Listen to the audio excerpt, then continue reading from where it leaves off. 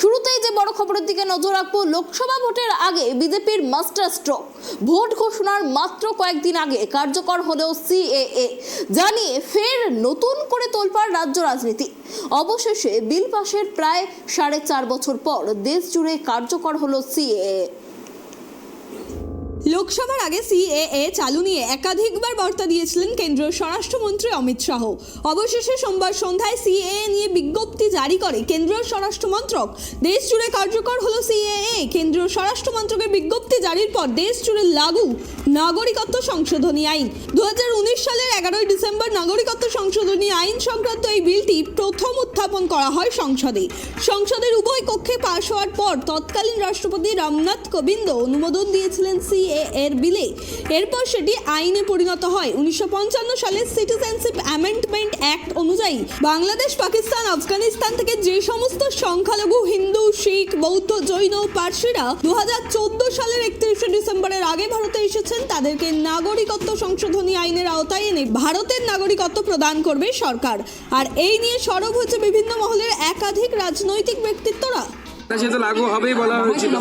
মাননীয় গৃহমন্ত্রী আগেই বলেছিলেন সিএ রুলস রেগুলেশন আইন হয়ে গেছে ভারতবর্ষের সংবিধান অনুসারে। ভারতবর্ষের লোকসভা এবং রাজ্যসভা আছে, তার রুলস রেগুলেশন শুধু হওয়া বাকি ছিল। সেই রুলস রেগুলেশন বের করে দেওয়া হল। এর মাধ্যমে যারা উদ্বাস্তু মানুষ আছে, যারা বাংলাদেশ থেকে ওপার থেকে ধর্মীয় কারণে এপারে আসতে বাধ্য হয়েছে, তাদেরকে নাগরিকত্ব দেওয়া হবে। কারো নাগরিকত্ব এর ফলে যাবে না। এবং এবার প্রমাণিত হয়ে যাবে যে সে সময় মুখ্যমন্ত্রী মমতা বন্দ্যোপাধ্যায় মিথ্যে কথা বলেছিলেন, মুসলিমদেরকে মিথ্যে কথা বলে উস্কেছিলেন। প্রমাণ হয়ে যাবে। অন্য সময় করলে উনি ডিস্টার্ব করতে, সেজন্য এখন করা হচ্ছে। এখন ডিস্টার্ব করতে পারবেন না। এখন কেন্দ্রীয় নির্বাচন কমিশন আছে। মুখ্যমন্ত্রী জানেন কেন করা হয়েছে। মুখ্যমন্ত্রী মানুষকে ভুল বোঝানোর জন্য উস্কানি দেওয়ার চেষ্টা করছে। মমতার মধ্যে যে এমনি দেখা হয়নি, তাহলে এসব ডাইরেক্ট আগে থেকে ঠিক হয়ে গেছে। বিজেপি বলবে আমি সিএ নিয়ে আসবো, আর মমতা বলবে সিএ করতে দেবো না। কিন্তু history does not repeat itself. আর যদি if at all it repeats, তাহলে ওটা হচ্ছে আগে যদি ট্র্যাজেডি হয়েছিল, তাহলে এখন সেটা কমেডি হয়। এই কমেডি লোকে ধরতে পেরেছে। সুতরাং এটা বাইনারিতে যেমন ভাঙছে পশ্চিমবঙ্গের রাজনীতিতে, বাম শক্তি এবং তার সঙ্গে বিজেপি, তৃণমূল, বাকি সবাই আইএসএফ, কংগ্রেস সবাই মিলে একটা হওয়ার চেষ্টা করছে। তখন বিজেপি আর তৃণমূল আবার ভোটের বাজারে ওই ভাগাভাগি রাজনীতি করার জন্য এটাকে ব্যবহার করবে। কিন্তু মানুষ সচেতন, আবার নতুন করে এভাবে বালাকোট পুলওয়ামা করতে পারবে না, সিএনআরসি করতে পারবে না। মানুষ জীবন, জীবিকা, রোজগার, রুজি, চাকরি পুরা এ নিয়ে বেশি ব্যস্ত।